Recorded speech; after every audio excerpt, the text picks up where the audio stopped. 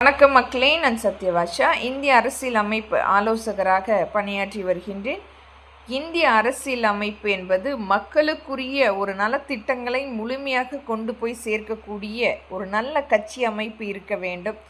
ஒரு முழுமையாக ஆட்சி அமைக்க வேண்டும் என்பதற்காக இலவசங்களை மட்டுமே மக்களிடத்தில் எடுத்து சென்று கொண்டிருக்கும் அனைத்து இந்திய அண்ணா திராவிட முன்னேற்ற கழகத்துக்கு ஒரு வருமானத்தை ஈட்டக்கூடிய நல்ல திட்டங்களையும் அறிவிக்கப்பட வேண்டும். ஆனால் ஒரு மிகப்பெரிய அளவில் ஆட்சியை கைப்பற்ற வேண்டும், பாரதிய ஜனதாவிடம் அடமானம் வைக்க வேண்டும் என்பதற்கான உள்நோக்கோடு இன்றைக்கு ஒவ்வொரு இடத்திலுமே கடனை தள்ளுபடி செய்வதாக அறிவித்து கொண்டிருக்கும் அனைத்துமே நாம் பார்த்து கொண்டிருக்கின்றோம்.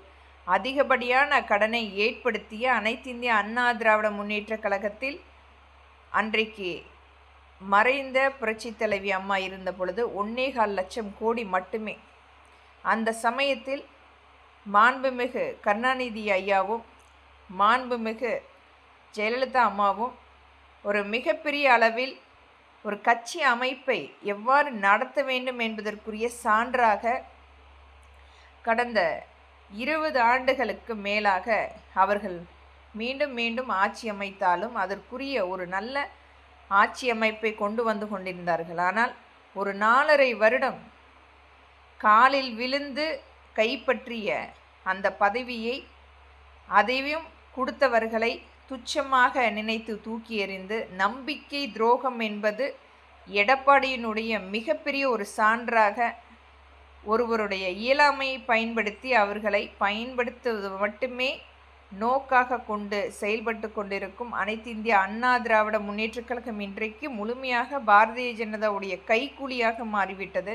அதிலும் கொடுக்கின்ற வாக்குறுதிகள் அனைத்துமே ஒரு பொய்யான வாக்குறுதிகளை மட்டுமே செயல்பாட்டில் கொண்டு வந்து கொண்டிருக்கின்றார்கள். அந்த 4.5 வருடம் என்பது வாங்கிய அதிகபட்சமான கடன் முழுமையாக இவர்கள் ஆட்சி பொறுப்பிலிருந்து நீக்கம் செய்யும் பொழுது 5 லட்சம் கோடி, அதனுடைய வட்டி மட்டுமே 6000 கோடி மாதம் மாதம் கட்ட வேண்டும்.